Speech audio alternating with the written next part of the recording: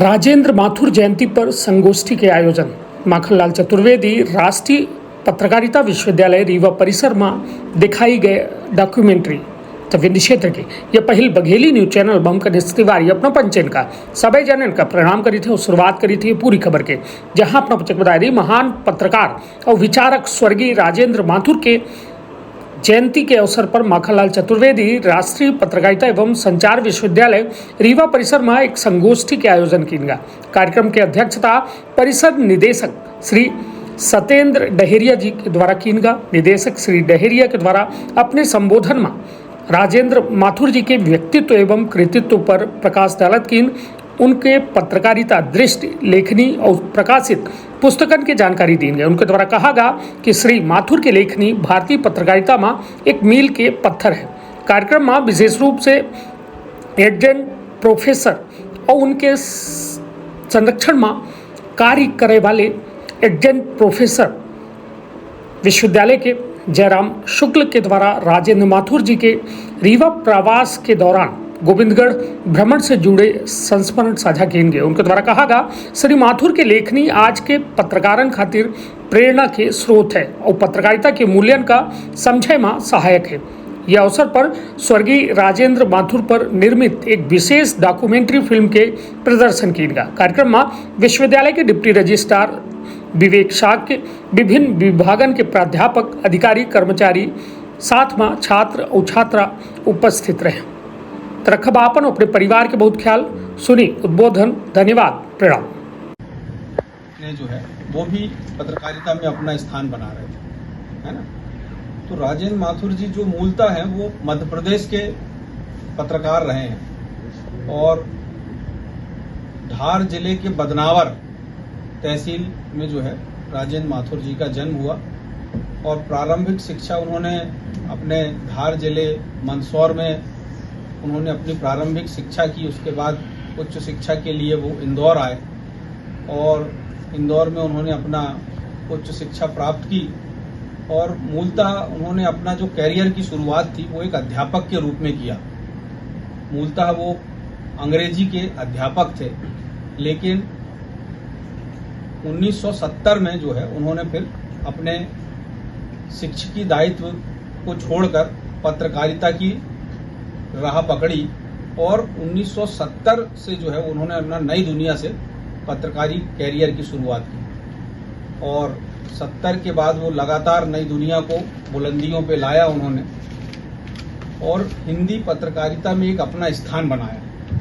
हालांकि वो अंग्रेजी के भी विद्वान थे, लेकिन भारत की जो सरोकार थे, जो इश्यूज थे, भारत को नजदीक से समझना था, भारतीय समाज को समझना था, इसलिए उन्होंने बहुभाषी हिंदी भाषी बहुभाषी लोगों तक अपनी बातों को पहुंचाने के लिए हिंदी को उन्होंने जो है वो अपनाया। हालांकि वो अंग्रेजी के भी विद्वान थे, चाहते तो वो अंग्रेजी पत्रकारिता को भी चुन सकते थे, लेकिन उन्होंने चाहा कि चूंकि भारत बहुभाषी हिंदी बेल्ट है और बहुभाषी लोग हिंदी के जानकार हैं, इसलिए उन्होंने हिंदी को अपना हथियार के रूप में बनाया और पत्रकारिता जो हिंदी पत्रकारिता मुख्य धारा में आने के लिए जो अपना स्थान बना रही थी, तो हिंदी पत्रकारिता को बढ़ाने में उनकी बड़ी भूमिका रही। मुख्य धारा से हिंदी पत्रकारिता को मुख्य धारा से जोड़ने में राजेंद्र माथुर जी की बड़ी भूमिका रही और राजेंद्र माथुर जी ने जो है उसके बाद करीब 11 वर्षों तक नई दुनिया को बहुत उसमें लगन और मेहनत से काम करते हुए अपना स्थान बनाया और सन 1981 में नई दुनिया के वो प्रधान संपादक भी बने राजेंद्र माथुर जी। और उसके बाद लगातार उनकी लेखनी में इतना पैनापन था, निर्भीक पत्रकारिता और साहसी पत्रकारिता के वो स्तंभ बन गए थे, लोग उनकी मिसाल देते थे। और सन 1982 में जो है उन्होंने राष्ट्रीय पत्रकारिता में अपनी दस्तक दी और सन 82 में जो है वो नवभारत टाइम्स के संपादक बने। सर मैं डेट गलत तो नहीं बता रहा, सही, लेकिन बहुत हिंदी पत्रकारिता की सेवा करते हुए बहुत अल्प आयु में ही मात्र 56 साल की उम्र में 91 में हिंदी पत्रकारिता के लिए एक बड़ा आघात था, जिन्होंने हजारों पत्रकारों को अदम्य साहस, जिनकी लेखनी में इतना दम था कि हजारों पत्रकारों को अदम्य साहस देते थे वो, और मात्र 56 वर्ष की आयु में सन 1991 में पत्रकारिता के इस सूरज का एक प्रकार से अस्त हुआ, और वो संपूर्ण हिंदी पत्रकारिता के लिए बड़ा दुख का दिन था। तो आज पत्रकारिता जगत में राजेंद्र माथुर का जो स्मरण है वो दैवीय स्मरण है। यदि पत्रकारिता का छात्र या विद्यार्थी है और माथुर साहब को नहीं जानता तो लगभग स्थिति ऐसी है कि हम मंदिर में बैठ के घंटी बजाएं और ब्रह्मा विष्णु महेश को नहीं जाने। हिंदी पत्रकारिता को इतनी ऊंचाई देने वाला और पत्रकारिता को जीने वाला ऐसा जीवट पत्रकार किसी भी भाषा में नहीं हुआ है। हिंदी ही क्या, भारत की किसी भी भाषा में ऐसा पत्रकार पैदा नहीं हुआ है जिसके लिखे का इतना असर पड़ता रहा। बदनावर जैसी छोटी जगह धार जिले का है, वहां पैदा हुए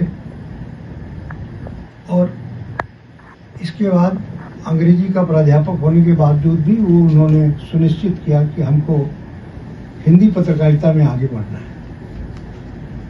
और शरद जोशी उनके बड़े अभिन्न मित्र थे और शरद जोशी ने नई दुनिया में राहुल बारपुते से इंट्रोड्यूस कराया कि माथुर साहब कुछ लिखना चाहते हैं, और इसके बाद उनका लेखन शुरू हुआ।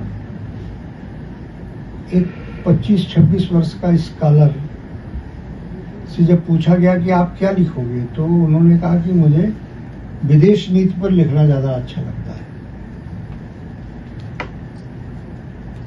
नई दुनिया में उन्होंने विदेश के मामलों में लिखना शुरू किया और एक दो लेख तो हमने शेयर किया है आज फेसबुक में। सफेद पोस्ट स्वर्ग, भारत में समाजवाद का क्या भविष्य होने वाला है, ये 1963 में उन्होंने उसका आकलन कर लिया था। और उनका अध्ययन इतना गहरा था कि सभी पक्षों को पढ़कर एक निष्कर्ष तक वो पहुंचते थे। उनके बारे में बहुत से बड़े बड़े लेखकों ने उनके दृष्टिकोण, राहुल बारपुते एक पत्रकारिता में जिनको हम महर्षि की का दर्जा देते हैं, नई दुनिया के जो लंबे समय तक संपादक रहे हैं, और उन्हीं के सानिध्य में राजेंद्र जी ने पत्रकारिता प्रारंभ की। नवभारत टाइम्स में एक प्रधान संपादक के रूप में 1982 से उन्होंने अपनी यात्रा शुरू की। और एक बड़े गौरव की बात है कि एक बार राजीव गांधी के भ्रमण काल में जो विदेश यात्रा हुई थी तो हिंदुस्तान के सभी पत्रकार जो शीर्षस्थ मीडिया के हैं सबके प्रतिनिधि गए थे। और अमेरिका में एक प्रेस कॉन्फ्रेंस हुई, मतलब हवाई जहाज में ही वो प्रेस कॉन्फ्रेंस हुई थी, बड़ी चर्चित हुई थी। तो वो अपने आप में एक खबर बनी। हिंदुस्तान से जाने वाला जो हिंदी का पत्रकार है वो भी अंग्रेजी से सवाल पूछता था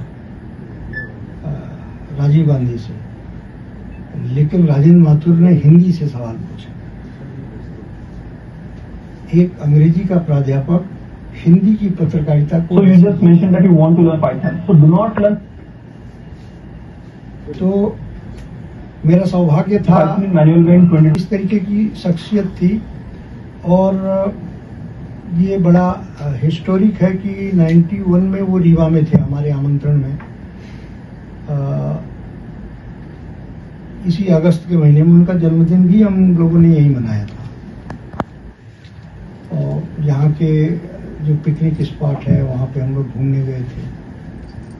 और एक बड़ा अच्छा वाकया, उनके निधन के दूसरे दिन मैंने वो लेख लिखा था तो नवभारत टाइम्स ने भी इसको छापा था।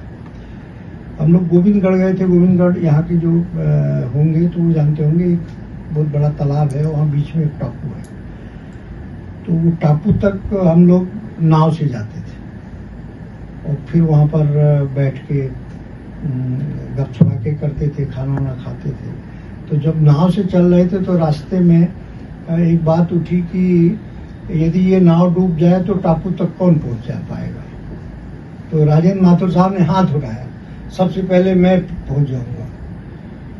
तो किसी ने पूछा कि आपसे तैरते बनता है? तो उन्होंने कहा नहीं, मुझसे उड़ते बनता है।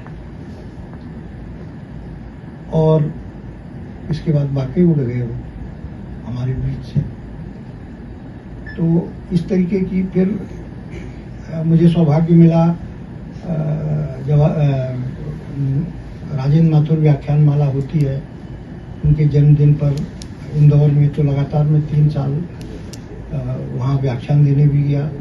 बदनावर मेरे लिए तीर्थ है और बदनावर भी हमारा जाना होता है प्रतिवर्ष लगभग। वहाँ के धार के पत्रकार संघ के लोग मुझे बुलाते हैं, वहाँ उनकी एक अच्छी प्रतिमा भी, वहाँ के जो मिनिस्टर थे राजवर्धन सिंह दत्ती, गाँव उनसे मिलकर और पूरी कोशिश करके उनकी प्रतिमा भी बनाई। पत्रकारिता के छात्रों को, पत्रकारिता के अध्यापकों को, पत्रकारिता के अध्येताओं को यदि आगे बढ़ना है और पत्रकारिता को जीना है निकट भविष्य में, तो राजेंद्र माथुर को अवश्य पढ़ें, क्योंकि ऐसी राष्ट्र निष्ठा जिसमें आप ये कह नहीं सकते हो कि उनका झुकाव दाएं है या बाएं है। आमतौर पर हिंदुस्तान में मैंने एक लेख भी लिखा था कि हम कानी युग में जी रहे हैं। हमारी दाईं आंख फूटी रहती है या बाईं आंख फूटी रहती है, हम दोनों आंख से देखते नहीं है। दोनों आंख से देखने वाले बड़े विरले पत्रकार होते हैं और जीवन भर उनसे तय कर पाना बड़ा मुश्किल होता है कि वो उनकी पक्षधरता क्या रही होगी। अच्छे पत्रकार उन्हीं के पद चिन्हों को जीते हैं।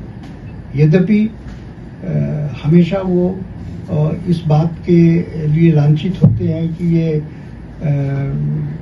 कांग्रेस में भी सेट था तो बीजेपी में भी सेट हो गया, या कांग्रेस का दुश्मन था तो बीजेपी का भी दुश्मन है। इसको दुनिया में दुश्मन के अलावा कुछ दिखते ही नहीं, या इस तरीके की चीजें मिलती हैं, क्योंकि ये विशुद्ध पक्षधरता का वातावरण है पत्रकारिता में और मीडिया में, कि कौन किसके साथ है और कौन किसके साथ नहीं है। ऐसे कठिन युग में यदि प्रकाश स्तंभ की तरह कोई हमको दिखता है तो राजेंद्र माथुर का लेखन दिखता है, उनका व्यक्तित्व दिखता है और उनकी दी हुई सीख दिखती है। मैं चाहूँगा कि सभी कोई उनका बायोग्राफ तैयार करवाया है माखनलाल ने, सर लिख के वहाँ से उसकी प्रतियां जरूर मंगवाएं। और भी मूर्धन्य पत्रकारों के बारे में बायोग्राफ माखनलाल चतुर्वेदी विश्वविद्यालय की एक योजना के तहत लिखा गया है, जिसमें राहुल वारपुते जी पर भी है, राजेंद्र माथुर पर भी है, प्रभास जी पर भी है।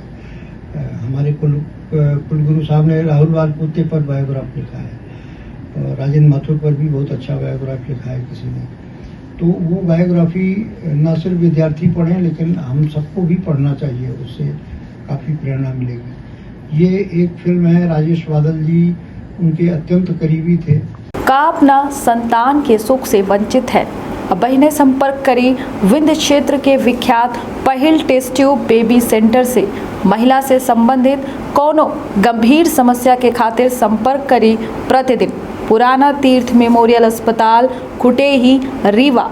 संपर्क कर सके थे 8821000416 पर या 0766235245 पर।